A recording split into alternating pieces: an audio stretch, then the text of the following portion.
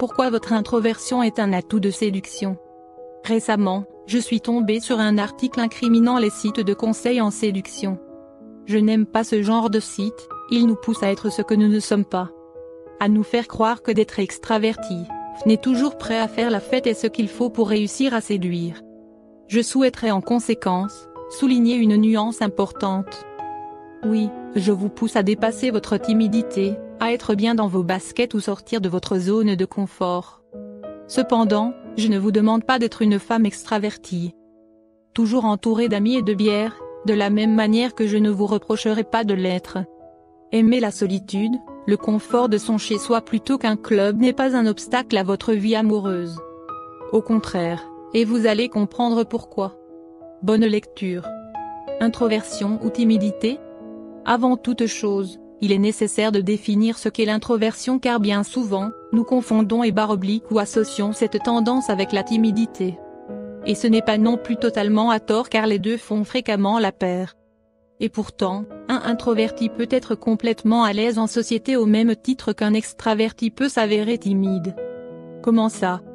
À l'inverse de la timidité, qui n'est qu'une arme de défense que nous développons de manière plus ou moins forte à certains moments de notre vie.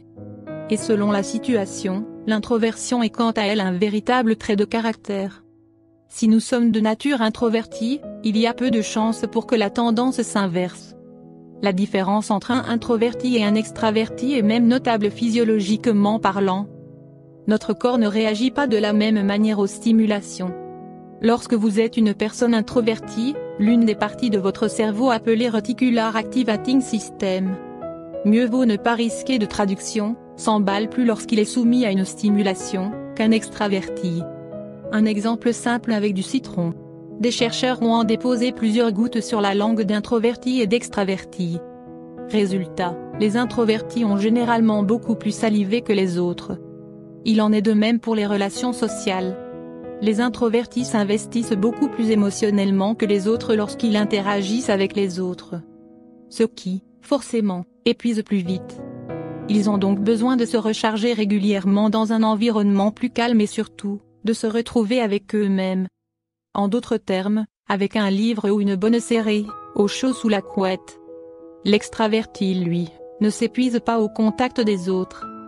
Et au contraire, après une mauvaise journée, fera tout pour ne pas se retrouver seul et se rechargera en étant entouré de ses proches, multipliant le plus possible les interactions. Voilà pourquoi, vous pouvez aimer vos moments à vous, et apprécier malgré tout la compagnie certes dosée des gens. Et donc ne pas avoir de problème à les aborder. Voilà aussi pourquoi vous ne devez pas culpabiliser d'être un introverti. C'est simplement un trait de caractère, au même titre que vous aimez les bananes et votre voisine les pois chiches. Dans cet article, je ferai référence aux deux types d'introvertis, timides ou pas. Je pense en effet que même timide, un introverti a des qualités qu'un extraverti n'a, généralement, pas en termes de séduction, si. Plus de profondeur, moins de futilité. Chacun ses qualités. Un extraverti arrivera sûrement mieux que vous à faire une bonne première impression. Attirer plus facilement l'attention ou encore faire connaissance avec un maximum de monde. Mais là où un introverti a l'avantage, c'est dans les conversations à guichet fermé.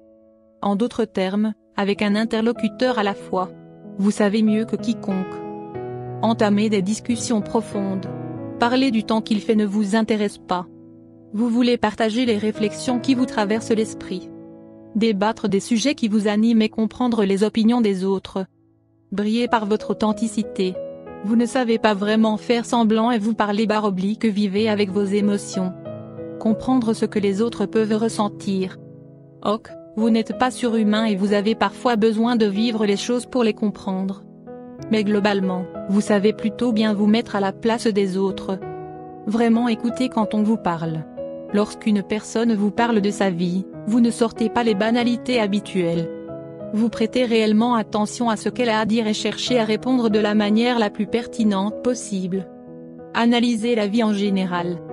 Si cela peut être épuisant à certains moments, c'est une bonne façon de repérer ses erreurs et de progresser. Adaptez votre méthode de séduction à votre caractère. Vous l'avez donc compris, vous êtes beaucoup plus à l'aise lorsqu'il s'agit d'interactions intimes, et dans des endroits propices aux échanges profonds.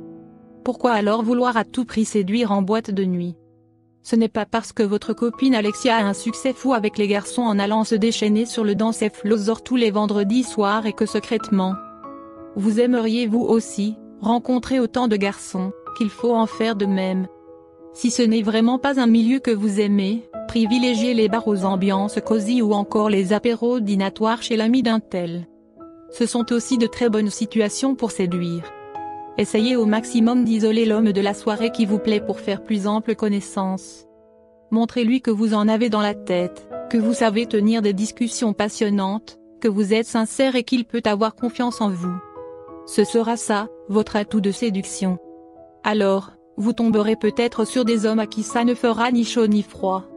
Certaines personnes préfèrent avoir des partenaires extravertis. Plus de spontanéité, de déconnade, de répartie ou encore d'imprévu. Cependant, d'autres seront touchés par ce côté réservé, calme et sensible et même le valoriseront.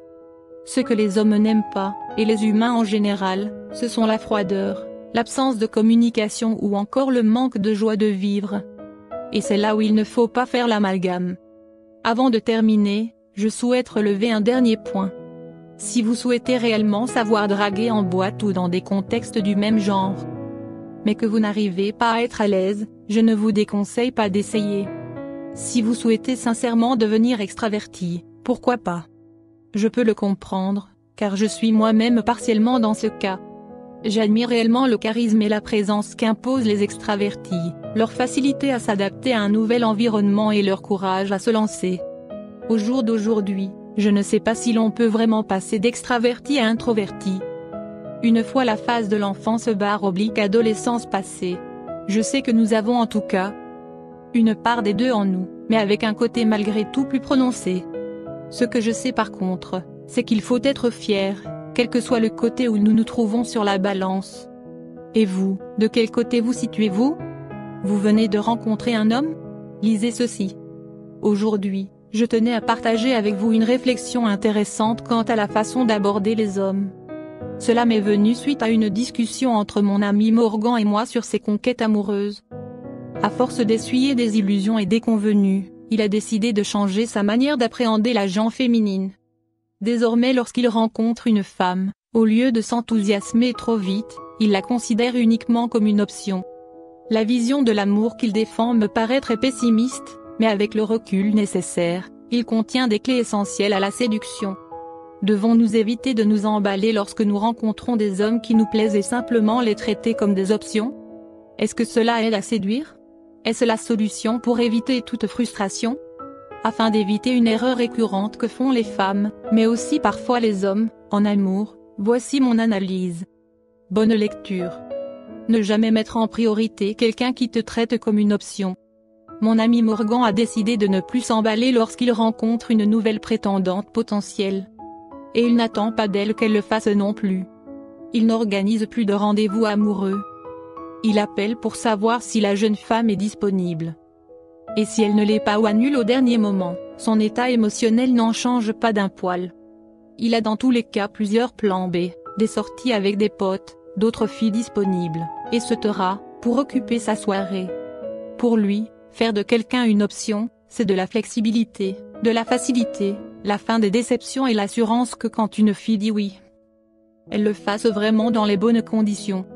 C'est aussi une façon de paraître comme un homme qui a une vie épanouie, en dehors de cette relation, mais aussi de paraître comme un homme facile à vivre.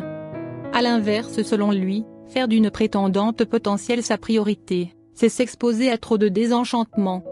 Et si la prétendante se rend compte de la déception qu'elle peut causer, cela peut amoindrir l'attirance qu'elle a pour lui. Et même se transformer en culpabilité ou pitié, cataloguant ainsi Morgan parmi les naïdis. Les limites de cette vision.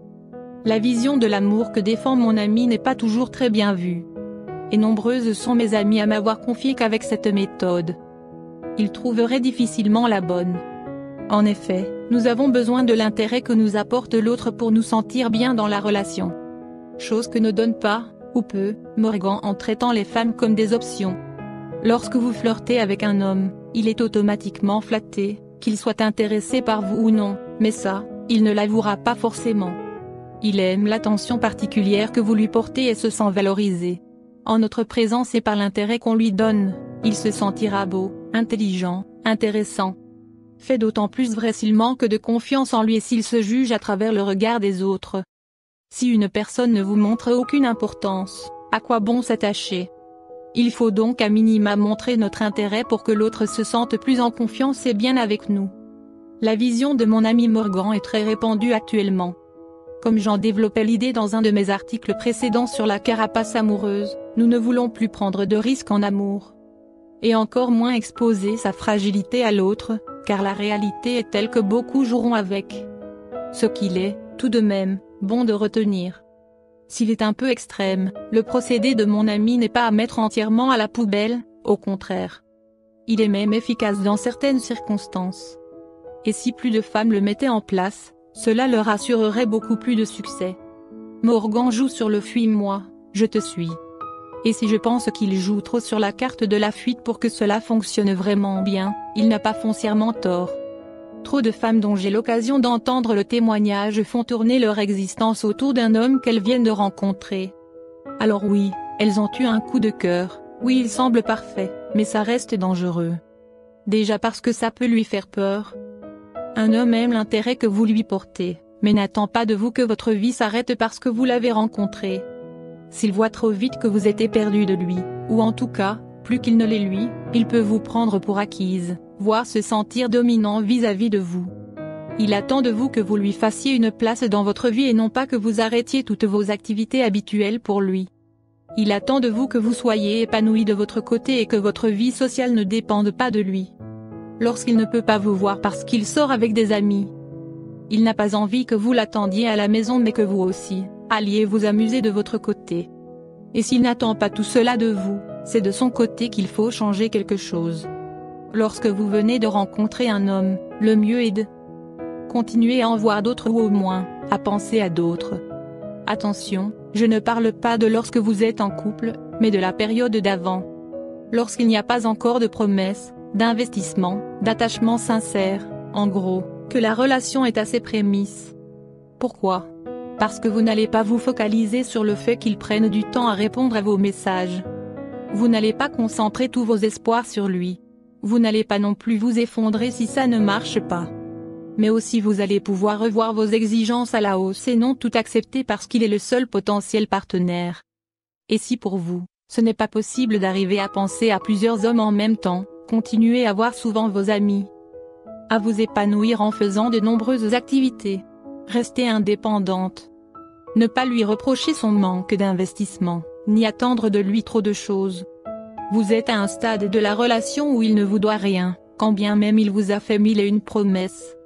Et quand bien même il semble attaché, il peut disparaître du jour au lendemain s'il pense que vous n'êtes finalement pas faite pour lui. Alors ça ne veut pas dire qu'il faut dire oui à tout.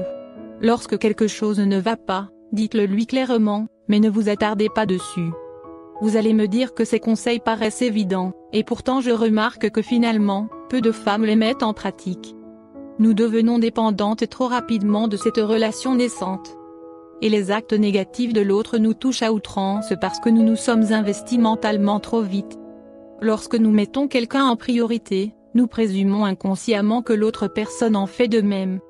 Voilà pourquoi nous tombons des nues lorsque nous découvrons que la réalité est tout autre. Les belles paroles et promesses qu'un homme sort en début de relation ne prouvent leur valeur qu'avec le temps. Pour savoir si un homme est vraiment intéressé / attaché, il n'y a que les petites preuves au fur et à mesure des rendez-vous qui vous le diront.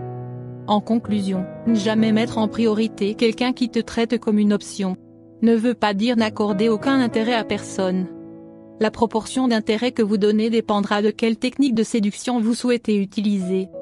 Cela veut simplement dire qu'il vaut mieux prendre le temps de connaître réellement la personne et ses intentions avant de lui offrir une place prioritaire dans votre vie. C'est au final une astuce tellement simple que nous avons tendance à l'oublier sous le coup de l'émotion. Et pourtant, cela nous évite bien des maux. Et vous, comment gérez-vous une nouvelle rencontre?